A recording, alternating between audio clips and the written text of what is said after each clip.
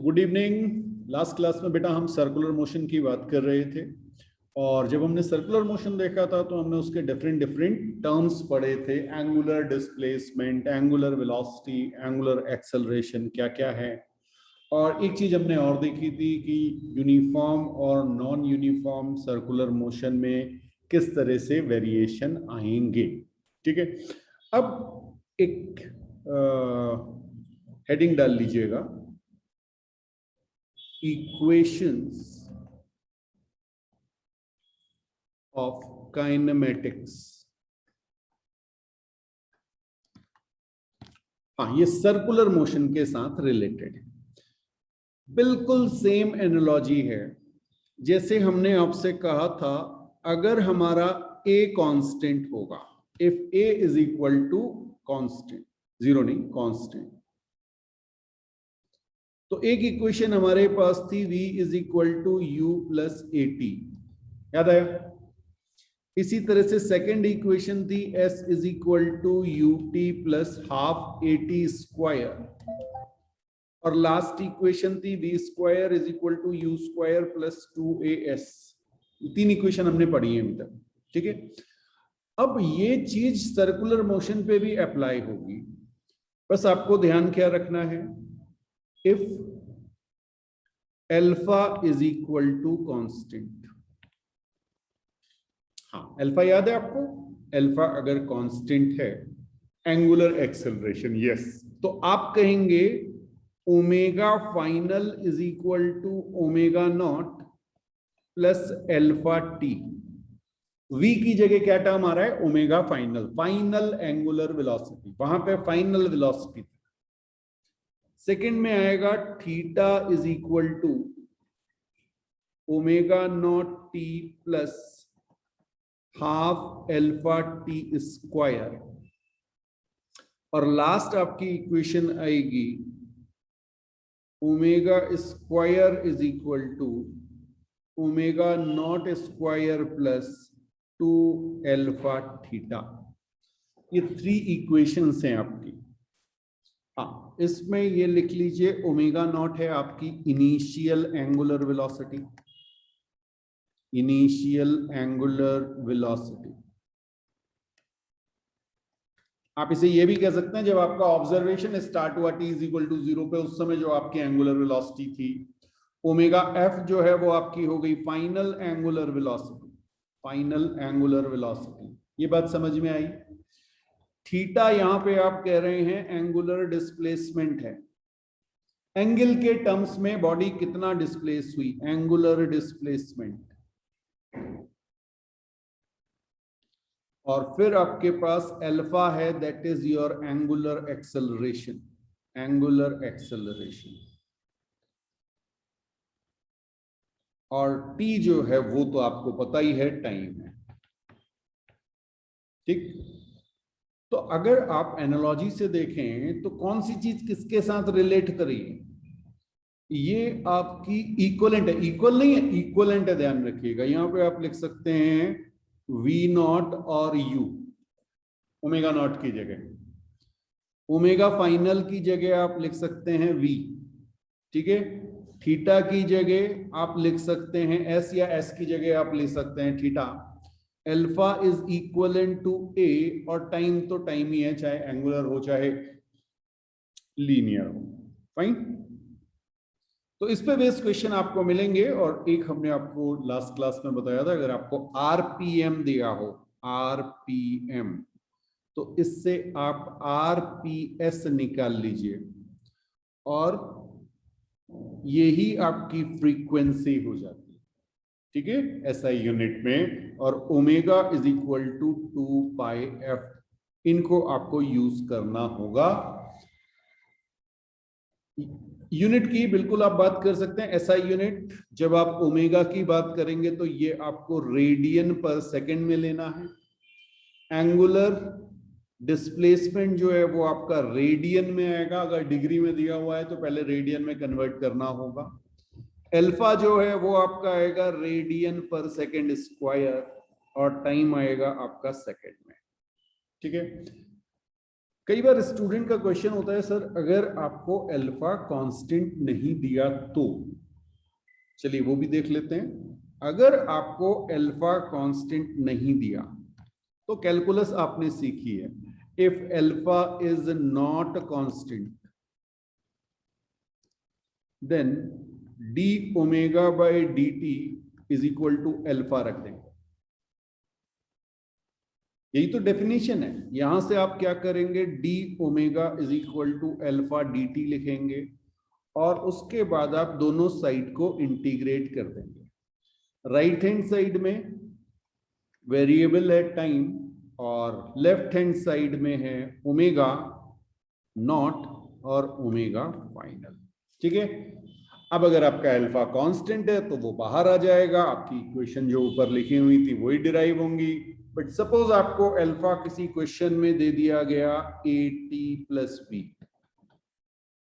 Where a and b are constant, तो आप इसको कैसे करेंगे, d omega is equal to a t plus b d t, और फिर आप इसे इंटीग्रेट कर देंगे। इंटीग्रेशन आपको आता है a t square by two plus b t आ जाएगा और उसमें आप लिमिट डाल देंगे तो ये आपका आंसर निकल आएगा। इस तरह के क्वेश्चन हमने यूवी में बहुत सारे किए हुए हैं, तो बिल्कुल घबराइएगा मत, जैसे उनको किया हुआ है वैसे ही इन्हें भी कर लीजिएगा, बस सर्कुलर मोशन नाम आ गया। ठीक,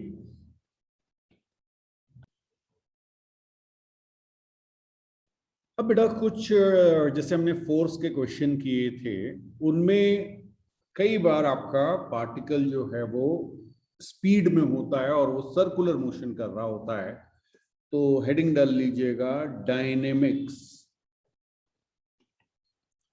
ऑफ सर्कुलर मोशन। हाँ, इसकी बात हम पहले कर चुके हैं, बस एप्लीकेशन पार्ट देख रहे हैं कि एप्लीकेशन पार्ट क्या होगा। तो हमें पता है जब भी कोई सर्कुलर मोशन हो रहा है तो सर्कुलर मोशन जब भी होगा हमें एक फोर्स चाहिएगा जो किस डायरेक्शन में होगा, टुवर्ड्स सेंटर, या हम ये कह सकते हैं एक एक्सेलरेशन होगा जो सेंटर के डायरेक्शन में लग रहा होगा। इसका मतलब जब भी हमारा सर्कुलर मोशन हो रहा है तो हमें क्या चीज ढूंढनी है, सेंटर। सर्कुलर मोशन हो रहा है तो पहले सर्किल ढूंढिए फिर सेंटर ढूंढिए। कई बार ये लगता बड़ा आसान है लेकिन इसी में गलतियां होती हैं। ठीक है, तो इसको जरा सी समझने की कोशिश करते हैं। मैंने आपसे कहा मान लीजिए कोई पार्टिकल किसी सर्कुलर मोशन में है और ये मैंने सर्किल ले लिया। सपोज मेरे पास कोई पार्टिकल है और अभी मैं इसे एक स्पीड दे रहा हूं u। ठीक है, चलिए मैंने इसे एक रोप के साथ कनेक्ट कर दिया है। फाइन, तो आप ऐसा एज्यूम कर सकते हैं कि आपके पास एक पार्टिकल है जो रोप के साथ कनेक्टेड है और ये u स्पीड से आगे जा रहा है। फाइन, अब देखिए इसका आपको फोर्स एनालिसिस करना है।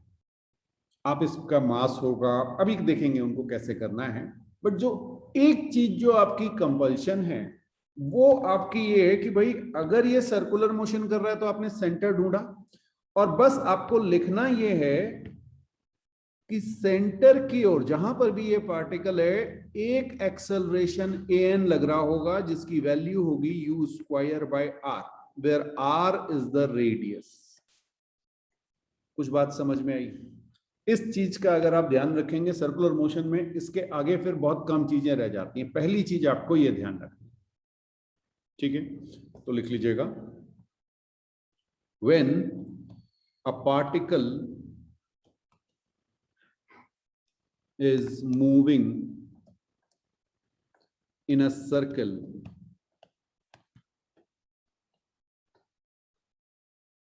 a centripetal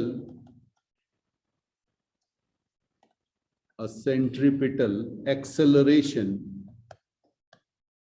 is required.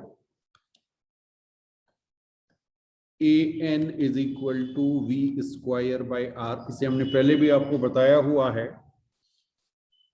हाँ, ये आपका नॉर्मल एक्सेलरेशन है जो डायरेक्शन को चेंज कर रहा है, तो चाहे वो यूनिफॉर्म हो चाहे वो नॉन यूनिफॉर्म हो, ये एक्सेलरेशन तो आपको चाहिए ही चाहिए। बात समझ में आई? ओके, यहां पे आप लिख सकते हैं r is radius of circular path. Very good, लिख लिया। अब बेटा अगर ये एक्सेलरेशन चाहिए तो आपको एक फोर्स चाहिए, तो लिख लीजिए that means there should be some force, that means there should be some force directed towards center। ठीक है।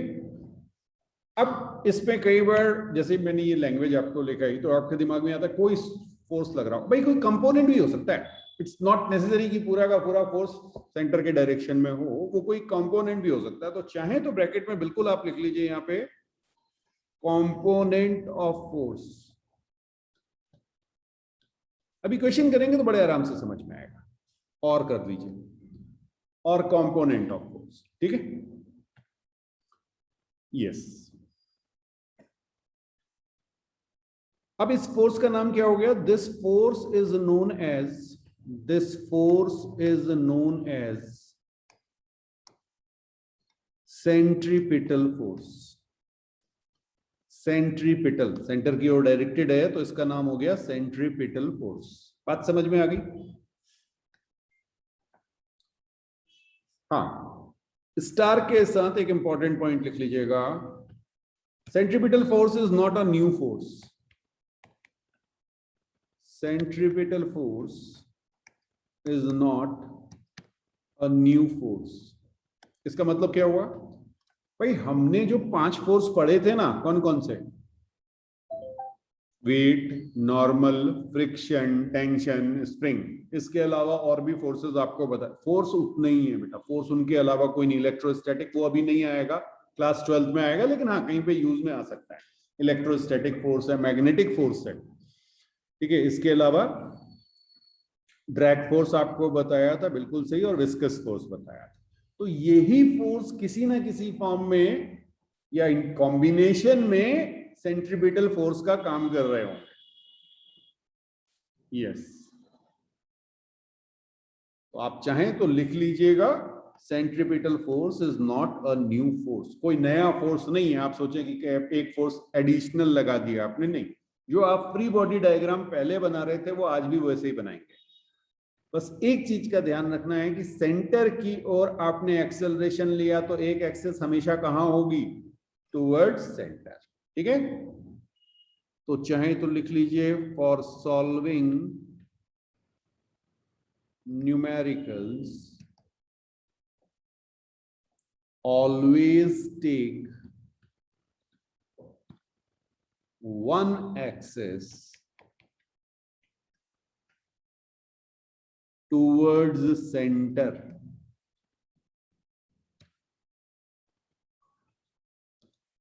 ठीक है, तो एक सिंपल सा क्वेश्चन देख रहे हैं और इसमें इसको समझने की कोशिश करते हैं। हाँ जी, मान लीजिए मेरे पास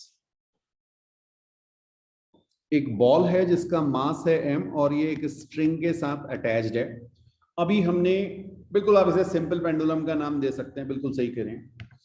ठीक है, तो आपको बताना है कि अभी इसमें कोई मोशन नहीं है, v इज इक्वल टू 0 लिख दिया मैंने।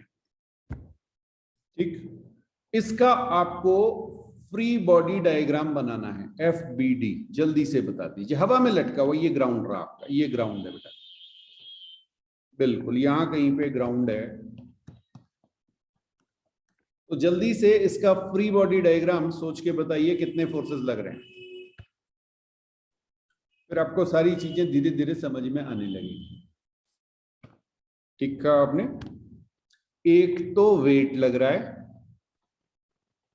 mg आपने कहा, दूसरा टेंशन लग रहा है, बस यही 2 फोर्सेस हैं। और इक्विलिब्रियम पे है तो a 0 हो गया, a आपका 0 हो गया। ये बात समझ में आ गई। अब देखिए बिल्कुल इसके साइड में मैं आपको, हाँ जी, ये केस फिर से दिखा रहा हूं, और अब मैंने क्या किया, मैंने इसको यहां से रिलीज किया विद सम वेलोसिटी u। इसकी लेंथ मैं आपको दे रहा हूं l। ये मैंने इस डायरेक्शन में इसको पुश किया विद सम वेलोसिटी। अब क्या होगा, ये देखिए थोड़ी देर के बाद, हाँ मैं आपको यहां पे डॉटेड लाइन से दिखा रहा हूं इसकी फाइनल पोजीशन। अभी मैं ये ले रहा हूं, ये मैंने आपसे कहा ए पोजीशन है और लोवेस्ट पोजीशन इसकी बी है, ठीक है। मास इसका m है, वही ब्लॉक है। अब आपको फ्री बॉडी डायग्राम बनाना है eight position A. Position A पे फ्री बॉडी डायग्राम बनाना है जल्दी से। कितने फोर्सेस लग रहे होंगे, ये तो हमने लिख दिया m, बिल्कुल सही बात है। ये पार्टिकल हमने बना दिया है, बॉल जो भी आप कहें, पार्टिकल बॉल जो भी आप कहना चाहें। फोर्सेस कौन कौन से होंगे, ठीक है। एक फोर्स mg आपने कहा, बिल्कुल मैंने यहाँ पे mg दिखाया। दूसरा फोर्स टेंशन कह रहे हैं आप, बिल्कुल अच्छी बात है, ये हमने टेंशन दिखाया। अब देखिए, क्योंकि इसमें मोशन है और साथ में हमें क्लियरली दिख रहा है कि ये एक सर्कुलर पाथ पे मूव कर रहा है। यहां पर स्टूडेंट्स को एक कंफ्यूजन होता है कि सर्कुलर पाथ जो है वो पूरा सर्किल कंप्लीट होना चाहिए। नहीं बेटा, सर्किल के छोटे से हिस्से पे भी अगर वो चल रहा है, मान लीजिए मैंने आपसे कहा कि ये बस इतना डिस्टेंस कवर किया इसने, ठीक है। हाँ, आगे समझाऊंगा कि इतना गया, अगर वो 1/10 भी होगा, थोड़ा सा भी डिस्टेंस ट्रेवल कर रहा है, 1/10, 1/20, 100, तब भी उसे सर्कुलर मोशन ट्रीट किया जाएगा। क्लियर, वो आगे समझेंगे। बट अभी तो हमें पता है कि भाई ये सर्कल में चल रहा है, कुछ अच्छा खासा डिस्टेंस उसने ट्रेवल किया है। तो आप यहां पर सबसे पहले तो ये एक सर्किल बनाने की कोशिश करेंगे। जरूरी नहीं आप कॉपी में दिखाएं, बट आप इस तरह से एक सर्किल बना लीजिए जिससे आपको समझ में आए, और फिर आप इसका सेंटर दिखाएंगे। ये रहा आपका सेंटर, जो मैं आपसे कह रहा था कि आपको सेंटर ढूंढना पड़ेगा।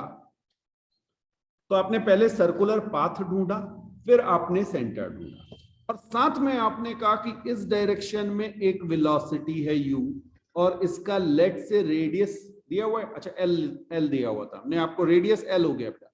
ये बात समझ में आई, ठीक है, बहुत अच्छी बात है। अब इंपॉर्टेंट चीज, ये सारी चीजें हो गई, मैं इन सबको डिलीट भी कर दे रहा हूं यहां से। मैंने ये सारी कहानियां डिलीट कर दी। ये लेंथ भी अभी दिखाने की जरूरत नहीं, क्योंकि आपको पता है, इसलिए मैं दिखा नहीं रहा हूं। Okay fine.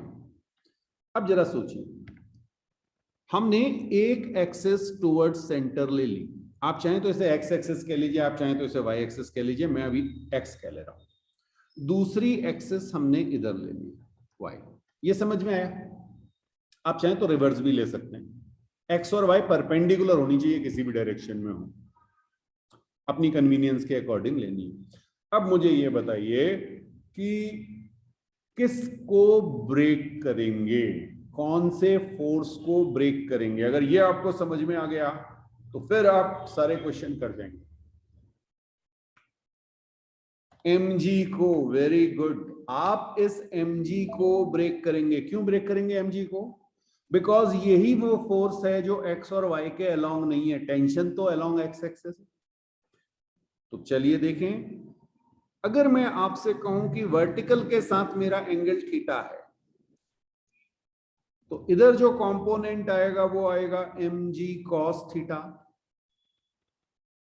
बिल्कुल, और इधर एक कंपोनेंट आएगा mg sin थीटा। और अब मैं इस mg को कंसिडर नहीं करूंगा। बात समझ में आई? Very good, very good. तो चलिए एक बार ना मैं फिर से आपको इसको क्लियर से बना के, अब समझा दिया है, अब सिंपल केवल मैं आपको बना के दिखा दूं।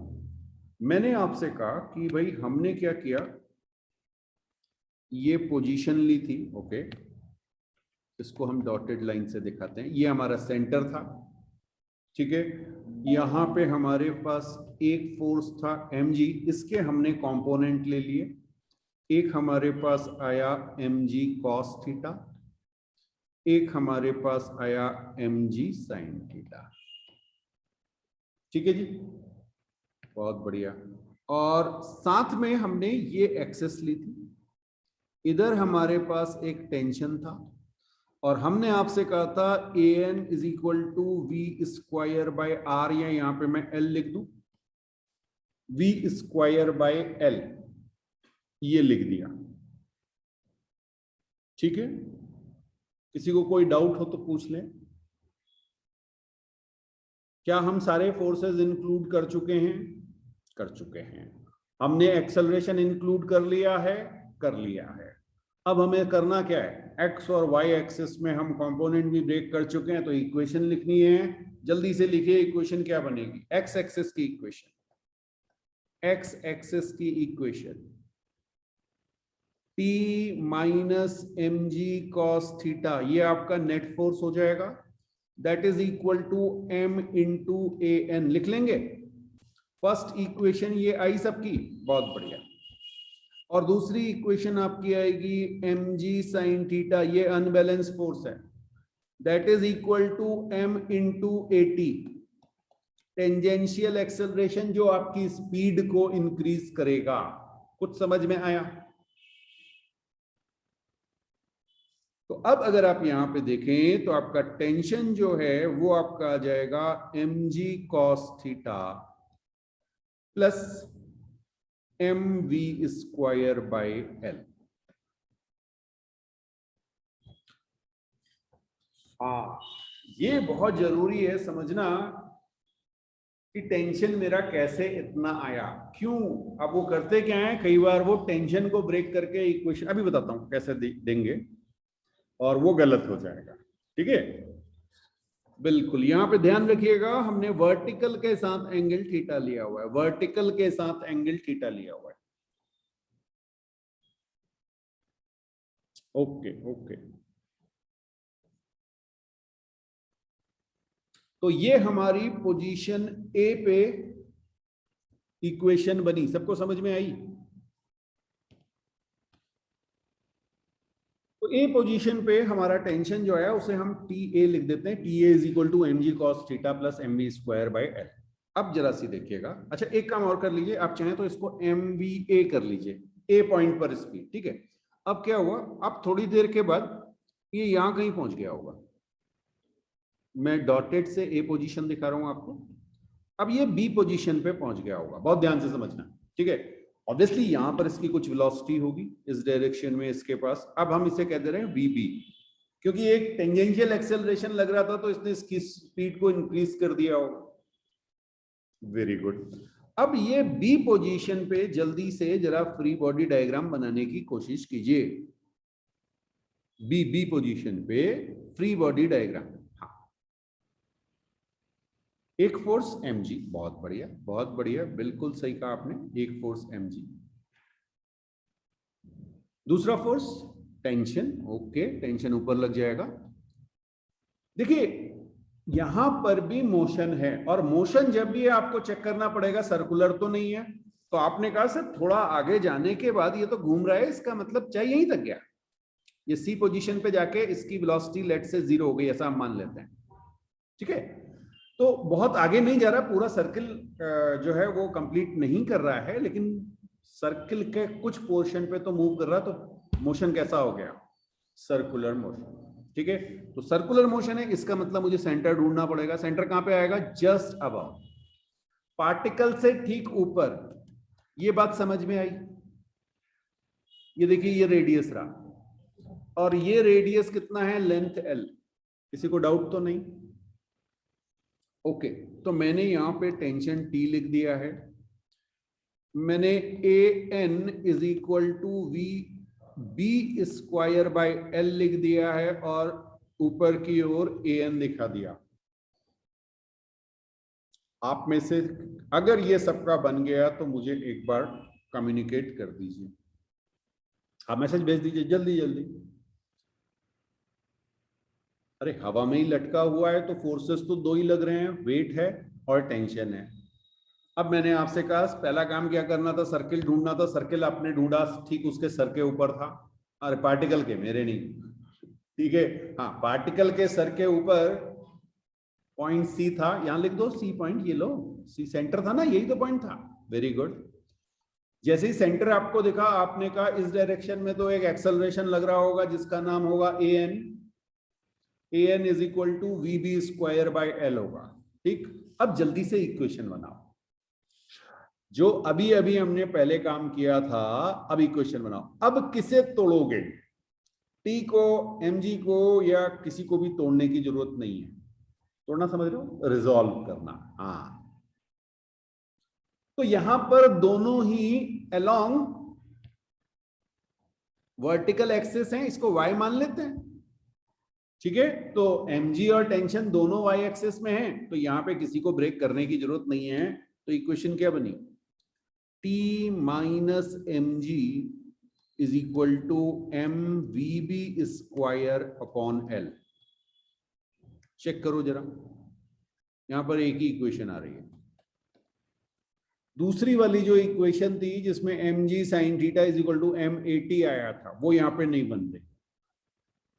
इसका मतलब इस पोजीशन पर टेंजेंशियल एक्सेलरेशन क्या हो चुका है, 0। Very good. ठीक है, यहां पर 80 आपका 0 है, जबकि प्रीवियस क्वेश्चन पोजीशन पे, ए पोजीशन पे आपका 80 जो था वो जी साइन थीटा आया था। चेक कर लो, चेक कर लो, वो इक्वेशन कहां गई, ये देखो, यहां पे देखो, ये वो इक्वेशन रही। इसमें से m और m कैंसिल, तो किसी भी पॉइंट पर जहां पे एंगल थीटा बन रहा है वर्टिकल के साथ सेंटर से, वो आपका एक्सेलरेशन g साइन थीटा हो जाएगा। कुछ बात समझ में आई, चलिए बहुत बढ़िया। तो ये मेरे ख्याल से कुछ कुछ क्लियर हुआ होगा। अब देखिए एक और बिल्कुल इसी तरह का क्वेश्चन है, ये हमने टेंशन पे लिया था, अब नॉर्मल पे देखते हैं। ये मेरे पास एक स्फेयर दिया हुआ है, सपोज स्फेयर है, ठीक है। हाँ, इसमें एक मेरे पास पार्टिकल है, मास m है, इसकी कुछ हमने स्पीड दी हुई है इस डायरेक्शन में, लेट्स से u।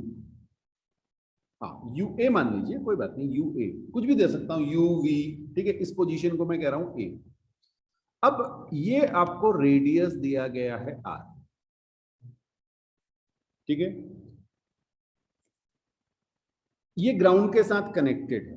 अब देखिए, ये मेरे पास ये सरफेस रही, इस सरफेस पे आपने इस पार्टिकल को ऊपर की ओर पुश कर दिया है। अज्यूम कीजिए कि ये जा रहा है ऊपर, कैसे जा रहा है वो सब भूल जाइए अभी। हाँ, आपको इसका फ्री बॉडी डायग्राम बनाना है अगर इसका मास है m।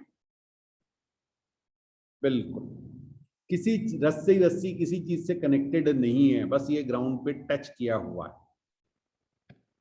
ए पोजीशन पर आपको इसका फ्री बॉडी डायग्राम बनाना है, और सर्कुलर पाथ पे मूव कर रहा है, ये आपको दिख रहा है। ठीक, पहला फोर्स आपने मुझसे कहा सर mg डाउनवर्ड्स, बिल्कुल अच्छी बात है। अब सोचो दूसरा फोर्स कौन सा लगेगा। पहला फोर्स तो सबको दिखता है, ये बेटा, ठीक, नॉर्मल लगेगा। बिल्कुल सही कहा आपने, नॉर्मल लगेगा। और नॉर्मल की जो डायरेक्शन होगी, मैंने सेम एंगल लिया हुआ है, ये देखिए, ये मेरा नॉर्मल लग रहा है। कुछ बात समझ में आई। अब फिर मैंने आपसे क्या कहा था, क्योंकि इसमें मोशन है, अगर रेस्ट पे होता तो हमें कोई चिंता नहीं थी, लेकिन इसके पास कुछ स्पीड दी हुई है। तो अब आपको चेक करना है कि भाई ये लीनियर मोशन है, सर्कुलर मोशन है। आपने कहा सर सर्कुलर मोशन है, बहुत बढ़िया। अगर ये सर्कुलर मोशन है तो आपको क्या ढूंढना पड़ेगा, सेंटर। ढूंढिए सेंटर कहां है। ओके, यहां मिल गया सेंटर सबको, वेरी गुड। जैसे ही सेंटर मिला, एक एक्सेलरेशन सेंटर की ओर लगा दीजिए, a n is equal to u a square by r, लगा सकते हैं।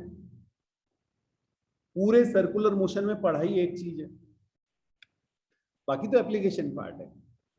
पूरे सर्कुलर मोशन में अगर जो कोई नई चीज हमारे पास आई, वो क्या आई? एक एक्सेलरेशन सेंटर की ओर, दैट इज सेंट्रीपिटल एक्सेलरेशन। अब बता दो मुझे किसको तोड़ोगे, एन को या एम जी को? और अगर ये आपने मुझे बता दिया तो काफी चीजें समझ में आ जाएंगी। ठीक है, अच्छा एंगल अभी ना ये वाला एंगल थीटा ले लेते हैं, वर्टिकल के साथ एंगल थीटा ले लिया, दैट मीन्स ये एंगल आपका थीटा है। क्लियर हो गया सबको? यस, बहुत बढ़िया। एमजी को ब्रेक करेंगे, जो प्रीवियस केस था, बहुत बढ़िया। तो आपने कहा सर हम एमजी को ब्रेक करेंगे। देखिए मैं एमजी को ब्रेक कर रहा हूं। एक मैंने कंपोनेंट लिया इस डायरेक्शन में, that is MG cos theta, इसको मैं यहां से गायब करूंगा, और एक मेरा इधर आएगा एमजी साइन थीटा। तो एक नॉर्मल डायरेक्शन में कंपोनेंट और एक टेंजेंशियल डायरेक्शन में कंपोनेंट। कुछ बात समझ में आई? अच्छा जी, आपकी मर्जी, आप चाहो तो इसको x ले लो, इसको y ले लो। हाँ, जनरली क्या होता है, जिस डायरेक्शन में वेलोसिटी होती है उसे पॉजिटिव ले लेना चाहिए। अगर वेलोसिटी और एक्सेलरेशन दोनों है ना, तो जिस डायरेक्शन में वेलोसिटी है उसे पॉजिटिव ले लेना चाहिए। ठीक है, तो ये मेरा y ले लिया। हाँ, आप कैसे भी करोगे, वेक्टर आपको बताए हुए हैं, आप दोनों से आंसर सही आएगा, बट ये ज्यादा आसान रहता है। क्लियर? ओके, जरा एक्स एक्सिस की इक्वेशन बनाइए। पहले तो ये बता दो, mg cos थीटा बड़ा होगा या नॉर्मल बड़ा होगा? नेट फोर्स किधर आ रहा है? Toward centre. ठीक है, तो आप कहोगे sir mg cos theta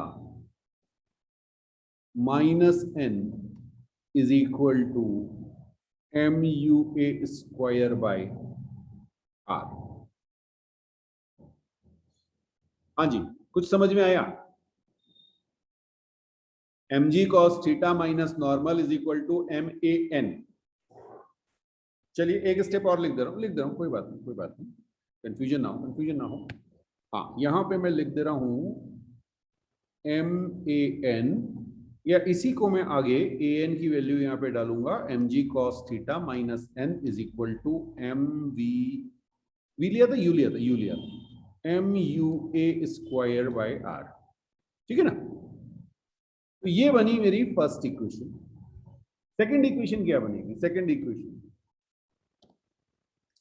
mg sin theta with a minus sign is equal to MAT।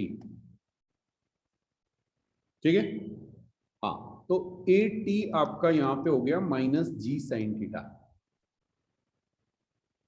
हमने क्या किया, हमने एक्सेलरेशन पॉजिटिव साइड माना था, इसलिए हमने ऐसा लिख दिया, बट आपका एक्सेलरेशन किस डायरेक्शन में है? टेंजेंशियल एक्सेलरेशन इधर है बेटा। इसका मतलब ये आपकी स्पीड को क्या करेगा, धीरे धीरे रिड्यूस करेगा। जैसे जैसे आप आगे बढ़ेंगे आपकी स्पीड कम होती जाएगी। क्लियर है? चलिए, मान लीजिए आप बिल्कुल टॉप मोस्ट पॉइंट पर पहुंच गए, और यहां पे मैं आपसे कह रहा हूं कि मेरी स्पीड UB हो गई, UB। This is top most point, top most. हाँ जी, अब आपको top most point obviously UB UA से कम होगी, बट अभी हम उस पर कंसेंट्रेट नहीं कर रहे हैं, अभी हम केवल कंसेंट्रेट कर रहे हैं अपनी इक्वेशंस पे। बी पोजीशन पे फ्री बॉडी डायग्राम देखिए, बी पोजीशन पे फ्री बॉडी डायग्राम क्या होगा? आपने कहा सर mg डाउनवर्ड, बहुत बढ़िया, बिल्कुल सही कह रहे हैं आप। नॉर्मल किधर? अब तो कोई एंगल नहीं है, अब तो सीधे ऊपर है, बिल्कुल टॉप मोस्ट पोजीशन पर है, तो नॉर्मल आपका ये जा रहा होगा, देखिए दिख रहा है, रेड कलर से आपको दिखाया, ये रेडियल डायरेक्शन है, ऐसे नॉर्मल होगा अपवर्ड। ओके, सेंटर कहाँ है? अब सेंटर पार्टिकल के बिल्कुल नीचे आ चुका है, यहां कहीं पर सेंटर है। ओके, जैसे आपने कहा सर हमने तो AN लगा दिया UB स्क्वायर बाय R, ये हमारा नॉर्मल एक्सेलरेशन। किसी को डाउट तो नहीं? यहाँ पर आपको कंपोनेंट में ब्रेक करने की जरूरत नहीं है, बिकॉज दोनों के दोनों आपकी वाई एक्सिस पे ही हैं। तो आपकी इक्वेशन क्या बनेगी? mg minus n is equal to MUV square by r। अब इन सब केसेस में मैं इसको NB लिख दे रहा हूं, ये वाले केस में NA लिख दे रहा हूं। तो जो क्वेश्चन पूछे जाते हैं वो पूछ सकते हैं कि आपका नॉर्मल बता दीजिए कितना हो। तो आप देख रहे हैं आपकी स्पीड के साथ साथ नॉर्मल चेंज हो रहा है। नॉर्मल डिपेंड करता है आपकी स्पीड पे। किसी भी कर्व्ड सरफेस पे जब आप मूव कर रहे हैं तो नॉर्मल डिपेंड कर रहा है आपकी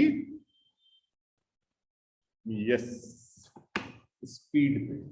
ठीक है, बिल्कुल इसे नोट कीजिए, फिर आगे बात करते हैं।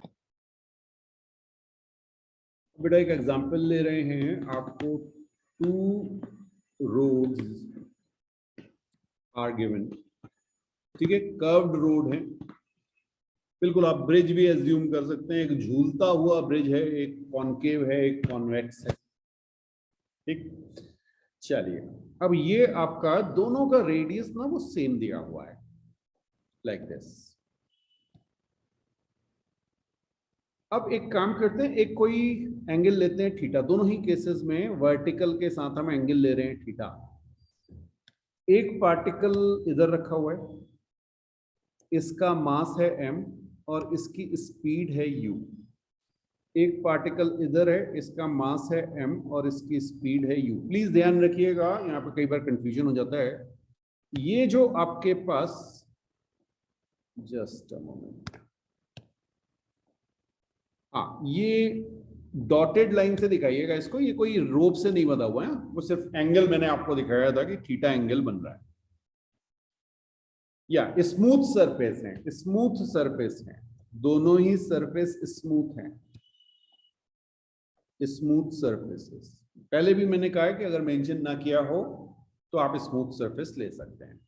आपको बताना है, इसको हम कह रहे हैं केस 1, इसको हम कह रहे हैं केस 2। यहाँ पे जो नॉर्मल है वो n1 है, यहाँ पे जो नॉर्मल है वो n2 है। Find the value of n1 and n2 if speed is same at an angle theta with the vertical। ठीक है, दोनों ही केस में एंगल विद वर्टिकल लाइन जो है वो थीटा बन रहा है, उनकी जो पोजीशन है। यस, तो सिंपल सा क्वेश्चन है, ऊपर हम इसको देख चुके हैं, बट कहां पे ये चीज क्या कॉन्सेप्ट डेवलप करेगा वो देख लेते हैं। तो एक फोर्स हमारे पास ये mg आया और एक हमने नॉर्मल लगाया। ठीक है जी, ओके, किसको ब्रेक करें? यहां पे हम लिख देंगे an is equal to u square by r. तो बिल्कुल सही बात आपकी, mg को ब्रेक करेंगे, इक्वेशन बनेगी mg cos थीटा, ये एंगल थीटा आएगा बेटा, mg cos theta minus n is equal to mu square by r. यहां से आपकी नॉर्मल n1 दिया था, n1 लिख लीजिए, n1 is equal to mg cos theta minus mu square by r. कुछ बात समझ में आई? अच्छा, सेकंड केस में देखिएगा, यहां सेकंड केस में इधर मैं एक फोर्स दिखा रहा हूं mg, नॉर्मल लगेगा इस डायरेक्शन में। ठीक है, और सेंटर आपको दिख रहा है, तो आपने कहा सर सेंटर में हमने an नॉर्मल लगा दिया, normal acceleration u square by r. Equation क्या बनेगी? ब्रेक किसको करेंगे? mg को। ओके, ये वाला एंगल थीटा है तो इधर mg cos थीटा आएगा, इधर mg sin थीटा आएगा। ठीक है, दोनों ही केसेस में आपका जो mg sin थीटा है वो आपकी वेलोसिटी के साथ है, तो ये स्पीड को इंक्रीज कर रहा होगा, क्योंकि बॉडी ऊपर से नीचे आ रही है तो स्पीड इंक्रीज होगी, ये आप सबको पता है 9-10 से। ठीक है ना, ये कॉमन सेंस की चीज है। अब यहाँ पे वो सपोर्ट करने लगती है कि एक्सेलरेशन और टेंजेंशियल डायरेक्शन में वेलोसिटी के सपोर्ट में है तो वो स्पीड को इंक्रीज करेगा। Okay, n2 minus m g cos theta is equal to m u square by r, क्या ये इक्वेशन लिखूंगा या यहां पर भी m g cos theta minus n is equal to m u square by r लिखूं? ये समझ जाओ बस। मैंने आपको एक क्वेश्चन लिखी है n2 minus m g cos theta is equal to m u square by r, ये वाली इक्वेशन सही है या ये सही है? M g cos theta minus n2 is equal to m u square by r, जल्दी से सोच के बता दो। कई बार ये चीज हम पहले डिस्कस कर चुके हैं, लेकिन ये बार बार इसलिए करा रहा हूं कि खूब स्टूडेंट्स इसमें गलतियां करते हैं बताने के बाद भी। ये वाली इक्वेशन चलिए बता दूं आपको गलत है। ये क्यों गलत है बेटा? नेट फोर्स हमेशा सेंटर की ओर होगा, ठीक है? तो ये इक्वेशन मत लगा देना, ये इक्वेशन करेक्ट है, बिल्कुल सही।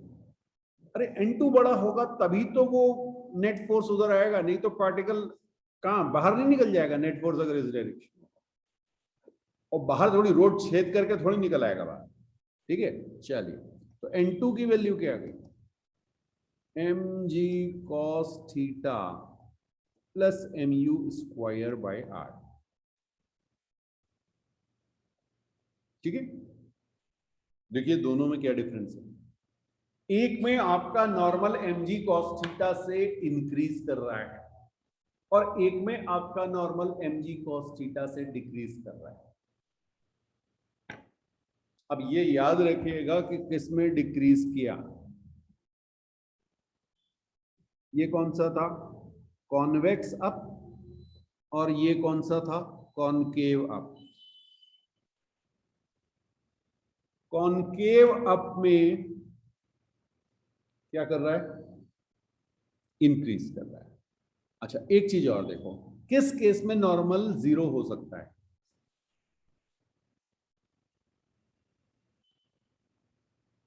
फिर बात करेंगे कि नॉर्मल जीरो का मतलब क्या होता है। हाँ, नॉर्मल जीरो किस केस में हो सकता है? इसे ए कह रहे हैं, इसे बी कह रहे हैं, या 1 या 2 जो भी आपने लिखा हुआ। बी केस में तो नहीं हो सकता ना, चेक कर लो यार। चलो u को जीरो मान लो, u को जीरो मान लो। आपने कहा सर वेलोसिटी जीरो हो गई, नेगेटिव तो नहीं हो सकती ना, मास पॉजिटिव है, आर पॉजिटिव है, u का स्क्वायर कर दिया, ठीक है? तो ये u अगर जीरो भी ले लिया तब भी n2 can never be zero in case b. But यहां पर जैसे जैसे आपकी स्पीड बढ़ेगी, लिख लीजिए, normal zero in case a कब होगा? When mg cos theta is equal to mu square by r. बहुत इंपॉर्टेंट रिजल्ट है। m से m कैंसिल हो गया, m से m कैंसिल हो गया, ये आपका आ गया बेटा u square is equal to r g cos theta. जब आपकी speed under root r g cos theta हो जाएगी तो आपका नॉर्मल जीरो हो जाएगा। कुछ बात समझ में आई? नॉर्मल जीरो होने का मतलब आपके जमीन, आपके नीचे से ही, आपकी जो गाड़ी है उसके नीचे से जमीन निकल गई होगी। Zero normal means left the ground,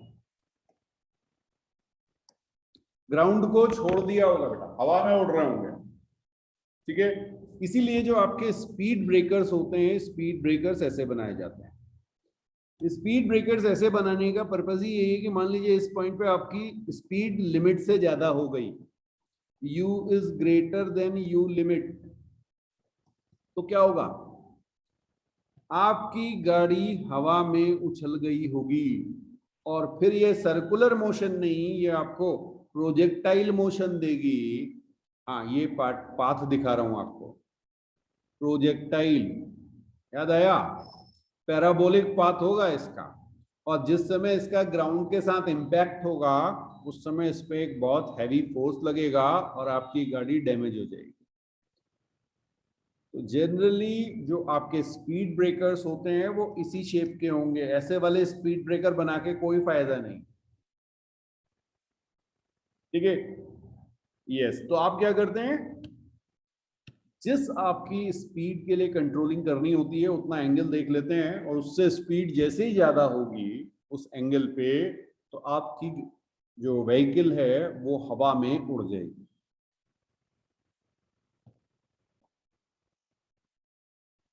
तो एक एग्जांपल देख रहे हैं बेटा, इसमें हमें एक टेबल दी गई है। इस टेबल में आपने क्या किया, बिल्कुल सेंटर पे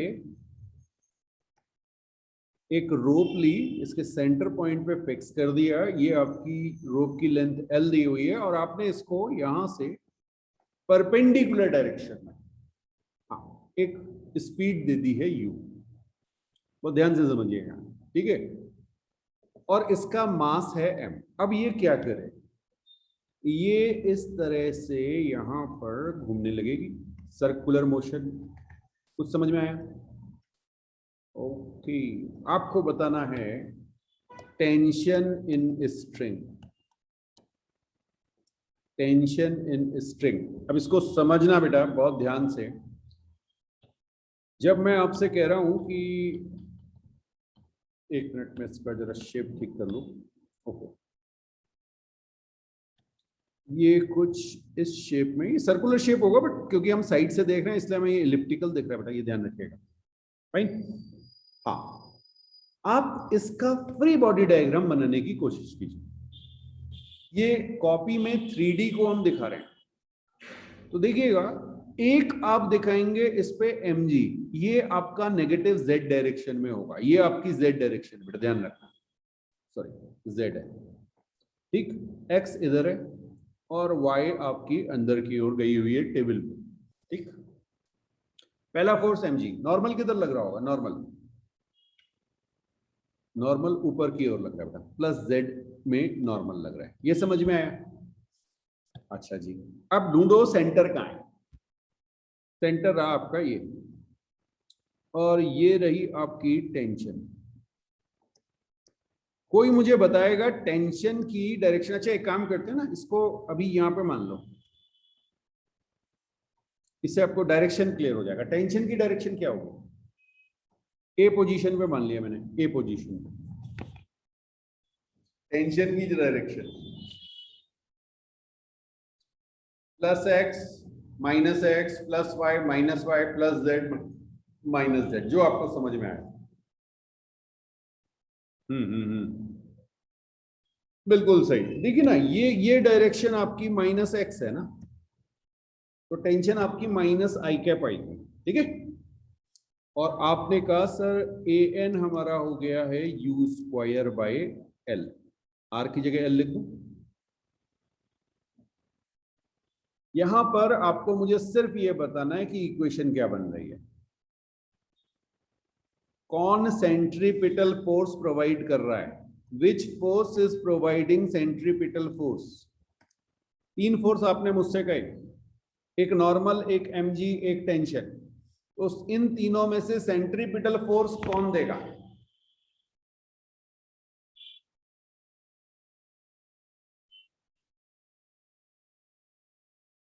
आराम से सोच कर बताइए, मैंने आपका सरल डायग्राम बना दिया पूरा, इसीलिए।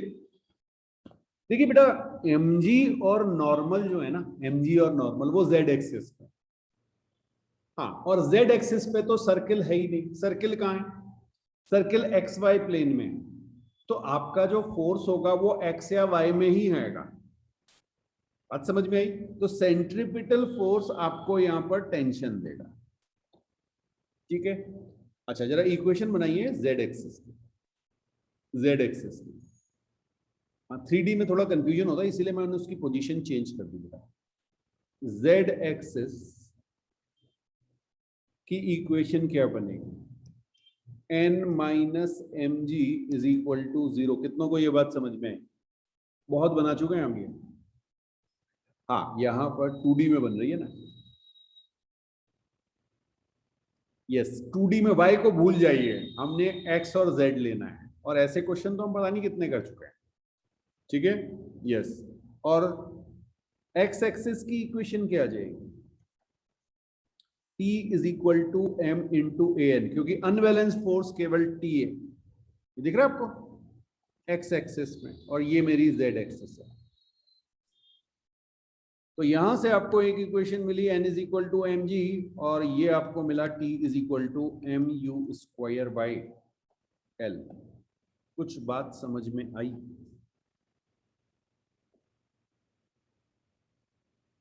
पूरे सर्कुलर मोशन में और कुछ नहीं होना है, सिर्फ आपको अपने फोर्सेस को ब्रेक करना सीखना है, ठीक है। इसी क्वेश्चन को और आगे ले जा रहे हैं। अब की हमने क्या किया, फिर से हमारे पास एक टेबल है, हमने इस टेबल के बिल्कुल सेंटर पे एक होल कर दिया है, और अगेन ये टेबल हमारी स्मूथ है। ये मेरे पास एक ब्लॉक है जिस पे मास m हैंग कर रहा है, और इससे आपने नीचे एक थ्रेड को एक मास कैपिटल M को हैंग कर दिया, ठीक है। हाँ, बड़ी इंटरेस्टिंग चीज ये है कि ये सरफेस स्मूथ है, तो अगर मैं इसे छोड़ूंगा तो क्या होगा, आपको पता है ये नीचे के डायरेक्शन में चला जाएगा। हाँ, लेकिन मैं इसको ऐसे छोड़ूंगा क्या, अगर मुझे इसे ऐसे ही छोड़ना होता तो मैं इतनी मेहनत थोड़ी करता, ठीक है। मैंने क्या किया, मैंने इसको एक टेंजेंशियल डायरेक्शन में स्पीड दे दी, और ये यहाँ पर इस तरह से रिवॉल्व करने लगा। ये लेंथ आपको दी गई है, सर्कुलर पाथ में ये घूमने लग गया है। बात समझ में आई? आपको मुझे बताना है relation between m and capital M if this m is in equilibrium। ये जो कैपिटल M है ये रुका हुआ अपनी जगह, हवा में लटका हुआ है, और ऊपर वाला पार्टिकल घूम रहा है। ऊपर वाला जो ब्लॉक है स्मॉल m वो घूम रहा है। क्वेश्चन समझ में आया? चलो, तो अब जरा सी इसको सॉल्व करने की कोशिश करते हैं, ठीक है। ये सारी चीजें हम पहले बहुत कर चुके हैं। तो सबसे पहले हम कैपिटल M वाले पे फोर्सेस देखते हैं। इक्विलिब्रियम पे, इक्विलिब्रियम जैसे ही हमें देखा, हमने कहा सर A तो 0 है, सबको समझ में आया? A 0 है, ओके। फोर्स कौन कौन से? हवा में लटका हुआ है, हवा में लटका हुआ है। किससे लटका हुआ है? रोप से। तो एक फोर्स तो आया mg, और दूसरा आया टेंशन, ठीक है। इक्वेशन बना दीजिए, okay. T minus m g is equal to 0 लिखिए, या directly T is equal to m g लिख दें, बात एक ही है, ठीक है। T minus m g is equal to 0 लिखेंगे तब भी ये आएगा, ओके। अब जरा बात करें किसकी, वो जो ऊपर स्मॉल ब्लॉक M है। इस स्मॉल ब्लॉक M में अभी मैं अज्यूम कर रहा हूं से centre is here, this is length L, mg downward, अभी थोड़ी देर पहले ऊपर हमने जो किया था वही है, n इधर, और एक टेंशन टूवर्ड्स सेंटर, और an हमारा है v स्क्वायर, सॉरी u लिया ना, u स्क्वायर बाय l। ये बात समझ में आई? ओके, तो इक्वेशन क्या बनी, T is equal to m u square by l. हाँ जी, T is equal to m u square by l. कोई डाउट तो नहीं? चलिए, बहुत बढ़िया बात आपने कही, कोई डाउट नहीं है, अच्छी बात है। भाई, दो इक्वेशन आपके पास हैं, दोनों में आपने टेंशन निकाला, और ये दोनों टेंशन एक ही रोप के हैं, तो ये तो बराबर होना है। तो आप क्या कहेंगे, m g is equal to m u square by l. अगर आपसे रेशियो पूछा गया, ये तो रिलेशनशिप आ गई, ये खत्म हो गई, ठीक है। हाँ, अब कई बार क्वेश्चन में m बाय m पूछ सकते हैं, तो वो आपका हो गया u स्क्वायर बाय जी है। इस तरह से ये क्वेश्चन आपको करने होंगे, कर लेंगे, ओके। नेक्स्ट एग्जांपल जो है हमारा, उसमें हमारे पास एक हेमिस्फेरिकल बाउल है, ठीक है, और वर्टिकल के साथ एंगल थीटा पर एक पार्टिकल है, ये आपको पार्टिकल दिया जा सकता है, ये आपको कोई इंसेक्ट दिया जा सकता है, ठीक है। और सरफेस आपसे कहा गया ये सरफेस कैसी है, स्मूथ है। तो इंटरेस्टिंग बात ये है कि स्मूथ सरफेस पे अगर आपने कोई पार्टिकल को रिलीज किया तो ये खट से नीचे आ जाएगा इधर पे, समझ में आ रहा है? यहां से स्लिप करके यहाँ पे आ जाएगा। हाँ, वो बात अलग है कि रुकेगा नहीं फिर आगे जाएगा, बट स्लिप करके नीचे तो इसने आना है। अच्छा, हमने इसको ऐसे रिलीज नहीं किया, हमने क्या किया, इसको एक इस डायरेक्शन में यू स्पीड दे दी, जिसकी वजह से ये इस तरह से एक सर्कुलर मोशन करने लग गया। बहुत ध्यान से समझना है इसको, कुछ समझ में आ रहा है? पहले तो क्वेश्चन समझो, फिर आगे की बात है। सॉल्व क्या करना है वो तो आगे आएगा। बिल्कुल सही, ठीक है। तो आपने एक ऐसे बाउल लिया हुआ है और उस पर एक इस तरह से घुमा दिया है, क्लियर? अब सर्कुलर मोशन का सेंटर कहां है? मैं एक पॉइंट और लिखता हूं बेटा,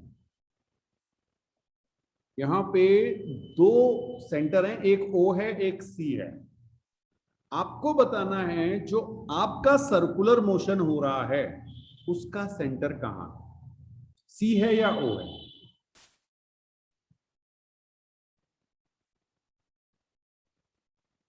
पार्टिकल कहां घूम रहा है ये समझो, पार्टिकल ये घूम रहा है बेटा। अगर पार्टिकल ऐसे घूम रहा है तो ये आपका सर्कल का प्लेन है और आपका सेंटर सी है, ठीक है। अगर मैं आपसे कहता कि मैंने इसे रिलीज किया है तो ये ऐसे घूमता, तो आपका सेंटर ओ होता, रेड वाले केस में ओ आता, ठीक है। उसकी अभी हमें जरूरत नहीं है क्योंकि मैंने आपसे कहा कि वो ऐसे नहीं घूम रहा, बट अगर मैं उसे रिलीज करता बाउल में तो सेंटर ओ होता। बात समझ में आई? इसका मतलब मेरा जो रेडियस है वो ये रहा आर, कैपिटल आर नहीं, ये कैपिटल आर रेडियस जो है वो अलग चीज है, और मेरे जो सर्कुलर मोशन है उसका रेडियस स्मॉल आर है। ये बात समझ में आई? तो ये है रेडियस ऑफ सर्कल, ठीक। अब जल्दी से ये जो पार्टिकल है इसका फ्री बॉडी डायग्राम बनाओ और देखो कितनी मजेदार चीज आने वाली। इसका फ्री बॉडी डायग्राम बनाओ। पहला फोर्स mg, बिल्कुल सही कहा आपने। दूसरा नॉर्मल, ओके। रस्सी है नहीं इसलिए टेंशन लगेगा नहीं, स्मूथ सरफेस है इसलिए फ्रिक्शन नहीं लगेगा, और कोई स्प्रिंग नहीं है इसलिए कोई स्प्रिंग फोर्स नहीं लगेगा। दो फोर्सेस लग रहे हैं, लेकिन हमें पता है कि ये सर्कुलर मोशन कर रहा है, तो क्या करेंगे, सेंटर ढूंढेंगे। सेंटर कहाँ है? यहां पे है, ये हमारा सेंटर है। एक फोर्स हमें इस डायरेक्शन में चाहिए, फोर्स, या आप ये कह सकते हैं an लिख देते हैं, an is equal to u square by small r लिखना, कैपिटल आर मत। जल्दीबाजी में क्या होता है, बोले रेडियस ही तो है, स्क्वायर का ले लो। बात समझ में आ रही है? अब मुझे ये बता दो, n को तोड़ूं या mg को तोड़ूं? तोड़ने से मतलब समझ में आता है? यस, किसके कंपोनेंट लेने हैं? अब mg के नहीं लोगे। देखो, आज अगर आपने ये जो दो क्वेश्चन मैंने आपको कराए ना, ये अगर आपको अच्छे से समझ में आ गए तो फिर आप गलती नहीं करोगे बेटा। यहां पर आप इस n को ब्रेक करेंगे क्योंकि ये n के कंपोनेंट c के डायरेक्शन में आपको लाने हैं, या तो परपेंडिकुलर ले आओ या पैरेलल ले आओ, ठीक है। ये एंगल आपको थीटा दिया था, n cos थीटा ऊपर हो गया और ये आपका n sin थीटा हो गया। ऐसा ही हुआ, देख लो, चेक कर लो भाई, एंगल चेक कर लो। ओके, तो अब इक्वेशन क्या बनी जल्दी बताओ? n cos theta minus mg is equal to 0, ठीक है, बिल्कुल सही। और n sin theta is equal to m a n, ये दो इक्वेशन बन गई।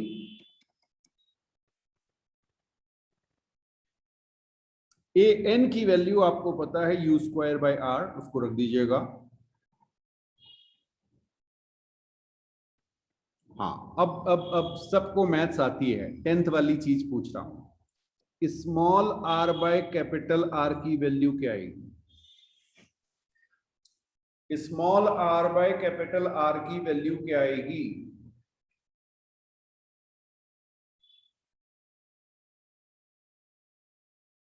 आराम से सोच के बताइए। दिख रहा है नहीं दिख रहा है? स्मॉल आर का है, अरे राइट एंगल ट्रायंगल है भाई। ये स्मॉल आर है, आ गया। अच्छा ठीक है, ये स्मॉल आर और ये आपका कैपिटल आर है। और थीटा के साथ देखिए, तो एक परपेंडिकुलर है, दूसरा हाइपोटेन्यूज है। डाउट तो नहीं? साइन थीटा लिख दूं, सोच लेना। Small r is equal to capital r sine theta. ठीक है, ये गलती होती है, जल्दी से कैपिटल आर लिख देते हैं। यस, तो इसको ना जरा सी सॉल्व कीजिएगा। यहां से आप डिवाइड भी कर सकते हैं, तो आपका क्या आ जाएगा? tan theta is equal to a n upon g. एक तो ये इक्वेशन आएगी। हाँ, ए एन को आप चाहें तो you square by R G लिख लीजिएगा। रटना मत, कैपिटल आर नहीं है, आर को आपको कैपिटल आर साइन थीटा लिखना पड़ेगा अभी। तो इस तरह की गलतियां इसमें हो सकती हैं। ठीक है, तो नेक्स्ट क्लास में इससे रिलेटेड कुछ और क्वेश्चंस देखेंगे। बट ये आपको समझना जरूरी है कि मेरा सर्कुलर मोशन जिस प्लेन में हो रहा है उसका सेंटर कहां है। ये आपका होमवर्क भी है जो मैंने आपको कराया नहीं। सेम हेमिस्फेरिकल बाउल में अगर मैं एक पार्टिकल m को रिलीज कर देता हूं और ये ऐसे आता है, यहां पर इसी पोजीशन पर, ए पोजीशन पर बताना है, इसकी स्पीड आपको दी हुई है u। हाँ, बाद में u को 0 भी रख सकते हैं ना, रिलीज किया तो 0 आ जाएगा, बट मैं जनरल u मान ले रहा हूं। मान लीजिए आपने पुश किया इसे यहां से, अब ये डाउन आ रहा है। हाँ, पहले वाला केस जो था उसमें बेटा ऐसे घूम रहा था, डिफरेंस समझना। अब ये इस तरह से नीचे आ रहा है। क्लियर? बिल्कुल बिल्कुल। या जैसे स्लिप करके आता, कोई स्पीड नहीं देते, यू को 0 ले लो, चलो 0 ले लो, 0 ले लो, अब कर लो। बात समझ में आ गई? ये एंगल थीटा है, आपको बताना है नॉर्मल की वैल्यू क्या आएगी और इक्वेशन क्या बनेगी। मेन पर्पस मेरा है आपको ये समझाना कि इक्वेशन आप बना पाते हैं कि नहीं बना। एन को ब्रेक करेंगे या mg को ब्रेक करेंगे, और ये समझ में आ गया तो पूरा सर्कुलर मोशन समझ में आ गया। ठीक है, चलिए आज यहाँ पे कंप्लीट करते हैं, नेक्स्ट क्लास में मिलेंगे कुछ और क्वेश्चंस के साथ।